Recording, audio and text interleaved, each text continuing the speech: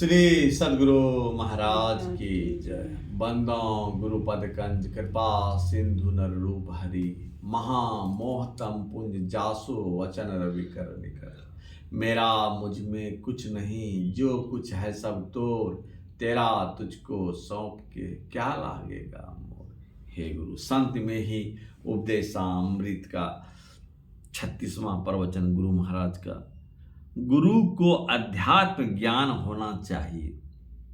प्यारे लोगों, ऐसे दिनों में जबकि केवल धूप ही धूप है और अन्न की बहुत महंगी है, अन्न की महंगी के कारण से सब चीज़ों में महंगाई बढ़ गई है, तब भी आप लोग सत्संग करने के ख्याल से यहाँ आए हैं।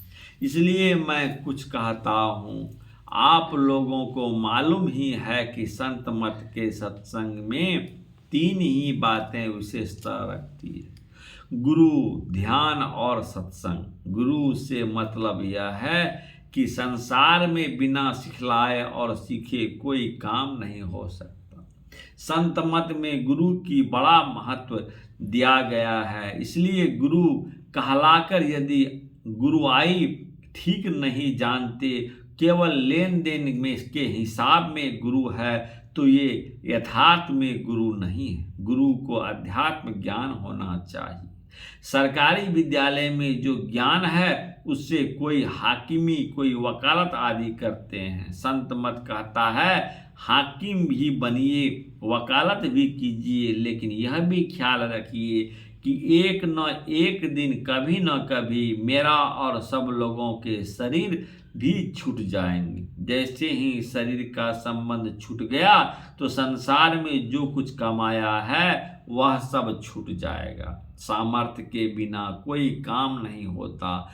जिससे परलोक का नाश हो वैसा कर्म नहीं करना चाहिए। परलोक बनाने का ही काम करना चाहिए।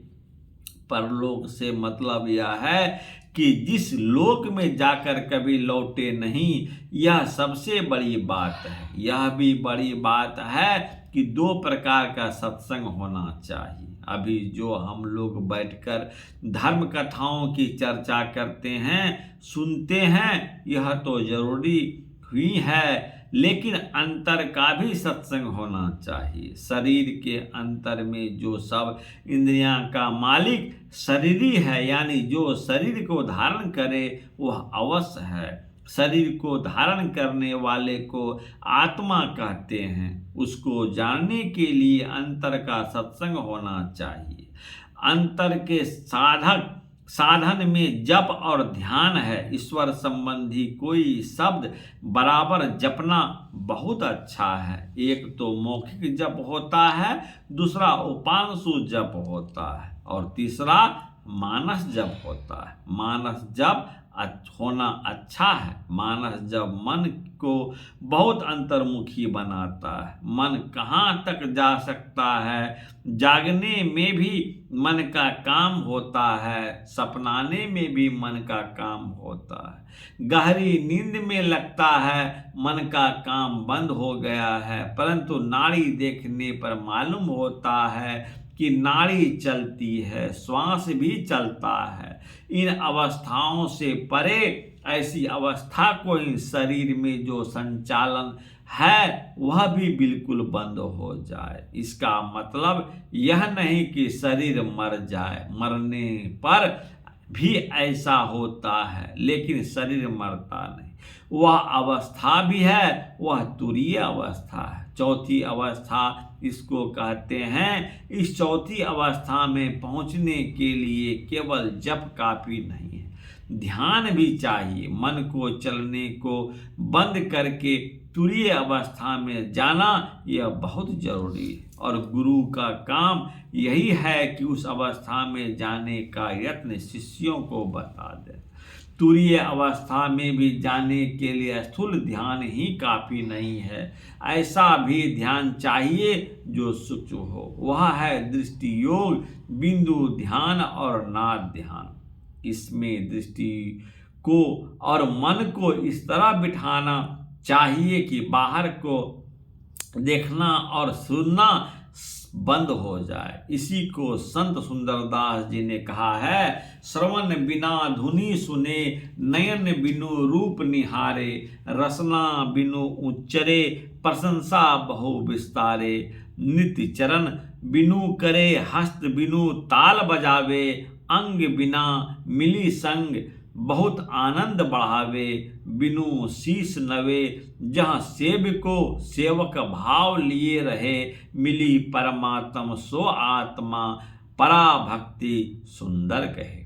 यहाँ तक कि साधना का काम हो जाना चाहिए। यही थोड़ा सा कहा, जब तक जीवन है तब तक तो कुछ कहना ही है। यह प्रवचन दिनांक 7/11/1981 ईस्वी को बिहार राज्य चंद्रगढ़ भागलपुर के श्री गंगा तट स्थित कुप्पा घाट आश्रम के सत्संग हॉल साप्ताहिक सत्संग के अवसर पर हुआ था। सुक्तिकरण, तस्मात् गुरु पद तेत जिज्ञासु श्रेय उत्तम, शब्दे परे च निपातं ब्रह्म माश्रयम, भागवतम महापुराण में है। इसलिए जो परम कल्याण के जिज्ञासु हो, उन्हें गुरुदेव की शरण लेनी चाहिए। गुरुदेव ऐसा है जो शब्द ब्रह्म वेदों का पारदर्शी विद्वान हो, जिससे वे ठीक ठीक समझा सके, ताकि अपने अनुभव के द्वारा प्राप्त हुई रहस्य की बातें को बता सके, उनका चित्त शांत हो, व्यवहार के प्रपंच में विशेष प्रवृत्ति न हो। श्री सद्गुरु महाराज की जय। प्यारे बंधुओं, यदि अच्छा लगे तो इसको जरूर फॉलो करें, सब्सक्राइब करें और एक दूसरे को शेयर करें। हे गुरु, श्री सद्गुरु महाराज की जय।